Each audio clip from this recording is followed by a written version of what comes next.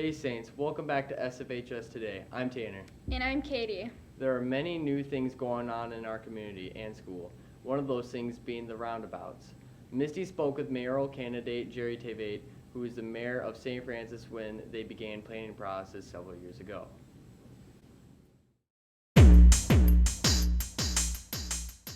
I was first introduced to the roundabouts about maybe the summer of 2013. I was the mayor of St. Francis at the time, and the county had approached the city and asked us what we had thought about roundabouts and if we were going to be open to the idea of roundabouts. There was several studies done. There was a corridor study done probably, gosh, I'm thinking was 2011. And the original plan was just to have 2 lanes of traffic going both directions with stoplights at the intersection of County Road 9 and Bridge Street, and then again at Poppy Street and Bridge Street. However, when they submitted that project for federal funding, they submitted it 2 years in a row and it was turned down. And it was a very expensive project. They would have had to buy out businesses, buy up a lot of easement. The road would have to be twice as wide as what it is now. It was just very expensive to do. So then they decided to go back to the drawing board and redesign the roadway and include roundabouts. When they submitted that project in for federal funding, it scored pretty high, and we were able to get federal funding for it. At that point, they came to the city and said, these are our options we have. We can do nothing. We can do the really expensive project, or we can put in roundabouts and get most of it paid for. So we opted for the roundabouts because it was a way to fix the road and it was a way to utilize federal funding so it wouldn't cost our citizens that much money. Some of the positive thoughts about the roundabouts is when we're talking about a roundabout, there's increased safety on a roundabout versus a stoplight. There's a couple reasons why this is. Number one is when we start talking about traffic going both directions, the accidents that happen are more perpendicular, so people will get T-boned at stoplights. If somebody doesn't stop, they run a red light, they get T-boned. On a roundabout, it's not like that. All the traffic is going at about a 45-degree angle, so they're glancing blows, so the accidents that happen are less serious. In addition to that, there are 32 ways that a pedestrian can get run over at a stoplight, but there are only 8 different ways a pedestrian can get run over at a roundabout. And part of the reasons why is at a roundabout, traffic only goes one direction, so the pedestrian only has to look one direction at a time. Aside from the new changes with driving to school, now there are changes for parking at school. Let's go to Marty, who has the scoop. I think it's kind of a little bit better that we don't have to park in a certain spot. We can just park in and we're not the first person that gets here gets their spot. So, given that other schools pay less than us and they actually have assigned spots, I feel like it's unfair to us that we have to pay more and we don't get a specific spot every day. I would say it's a little expensive, but it's definitely worth it to not have to walk as far. So during the winter you won't slip on ice and it's going to be a much easier walk. It's not worth it to buy like a whole year pass. I'd probably just buy a second try during the winter so I wouldn't have to walk up from lower lot in the freezing cold. I think I would. I will get in some more passes because I play some sports in the spring and then I have strength and conditioning after school in the winter, so I'm going to need to get another pass. I would say that it is kind of fair. I used to go to Coon Rapids. Their parking lot wasn't the best. It was filled with potholes and cracks, so if I just have to pay a little bit more per year so that I don't have to ruin my tires, which is going to be more expensive, go for it. Another big change this year is later start times and Saints time. Don't forget, every third Wednesday of each month we have a 90-minute late start. She and Brittany went out and got the story. I feel like a lot of the time we don't really get anything done and it isn't as productive as it could be. And I feel like a lot of people aren't taking it seriously, which kind of makes everyone else mad. My opinion on Saints Time is that in the future it will be very beneficial. I think right now we're still getting adjusted to change, and sometimes students and faculty have a hard time with change, but in the long run it's going to be great for students who need more one-on-one support. I like the idea of having a time where I can work with students where necessarily I might not have the time during class period, but Saints Time I can help them get the extra support that they need. I think that it's good. I think that some of the teachers may be a little strict about it. Like today I'm hoping that I can read my textbook so I can do my homework instead of just having to read, because I think that's also an academic kind of thing, and so we should be able to do that too.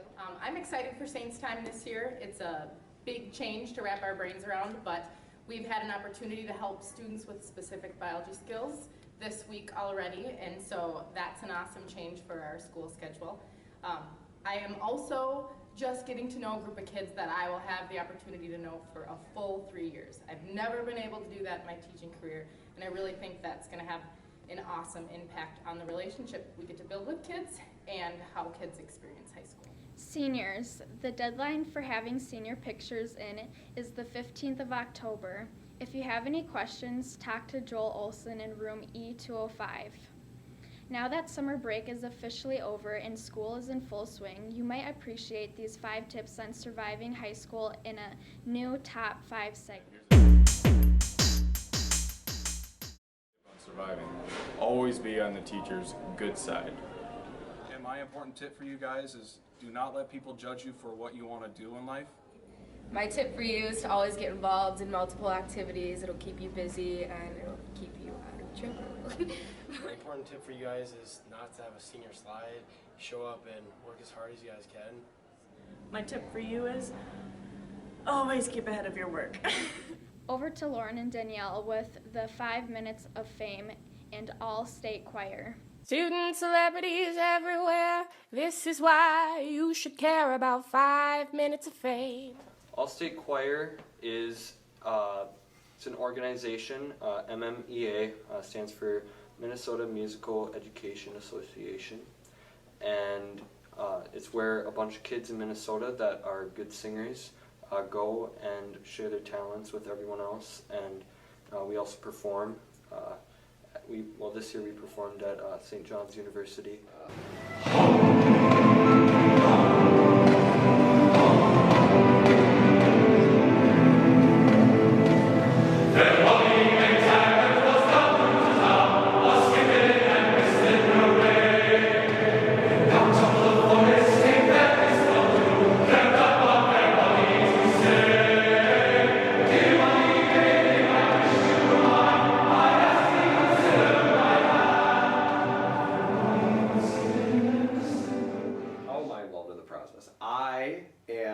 I help prepare the students for their audition.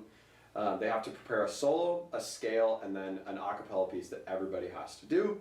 I help prepare them with all of those aspects, and then we have to make a recording, which we then send to our Music Educators Association organization, and then they go through all of the tapes, and I think this year there were 1,200 submitted.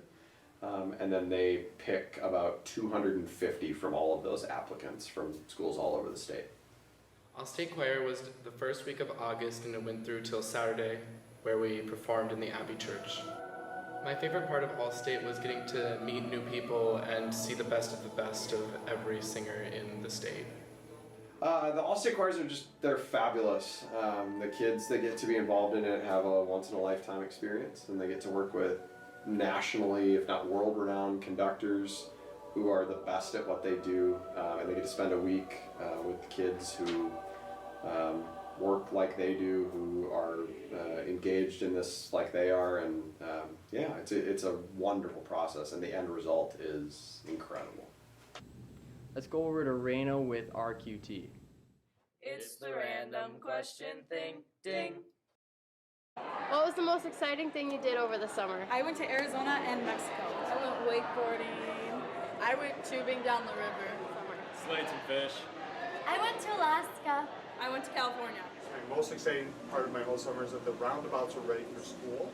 I went to Disney World. And I was in the MMEA All-State Women's Choir.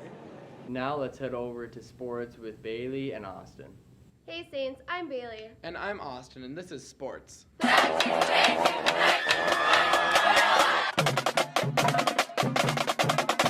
boys football team won 24-0 against North Branch last Friday and play at Buffalo tonight at 7. The theme is USA Out, so if you're headed to the student section, bring your most patriotic gear. On Wednesday, the girls' soccer team won against Monticello with a score of 2-1. They also beat Forest Lake with a score of 3-1 last Saturday. Boys soccer team beat Monticello 3-0 on Tuesday and lost to Irondale with a score of 6-2 on Sunday. Girls volleyball played a tough game on Tuesday against Cambridge and lost with a score of 3-0. Girls tennis had a match Monday against Coon Rapids and lost 3-4. Also on Tuesday, they lost 1-6 against Big Lake. More scores will be posted online. The girls also hosted a car wash on Wednesday and had a great turnout. And now for a news segment, the Rookie of the Week. Connor Ramlett got some insight from a freshman football player who is playing in varsity. Any challenges you face being a starting varsity player? Learning the plays and just getting to know the guys, really. Alright. Did some of the older players make it easier for you to start as a freshman? If so, how? Yeah, once I got to know a lot of the players, they really helped me with like the playbook and taking it easy at practice, like kind of just helping me get it into my head mentally on what to do. Were you nervous at all to be on the field with people much older than you, and why? I was really nervous.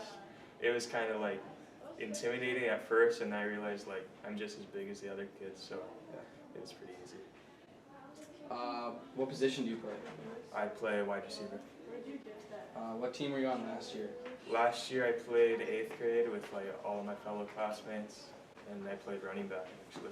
Okay. What are some goals you have for the rest of the year and or the rest of your high school football years? The rest of the year we'd like to continue winning, get back to where we were last year, and hopefully win this section. Wyatt Schroeder has grown leaps and bounds from where he was as an 8th grader to where he is now as a 9th grader. He's getting a lot of experience with varsity level as well as a lot of experience at the 9th grade level. He's playing a full half at the 9th grade level on Thursdays, and he plays with us on Friday nights as well. Having an older brother that has been through this program before has helped him immensely as well. What do you hope to see from him this year as he grows as a player? Just continued success and understanding of what we try to do as a football program. Coming over from the middle school, it's sometimes overwhelming for incoming 9th graders to understand what we're doing here. And I just hope that he can grow and mature as a young man and look forward to his next 3 years at St. Francis. Thanks and have a great weekend, Saints.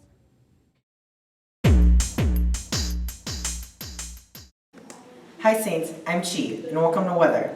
Today is going to be mostly cloudy with thunderstorms, and a high of 73 and a low of 56. Saturday will be mostly cloudy with showers, and a high of 67 and a low of 51. Sunday, the sun will come out for a bit, with a high of 78 and a low of 62, with clouds and thunderstorms returning in the evening. Thanks and have a great weekend, Saints.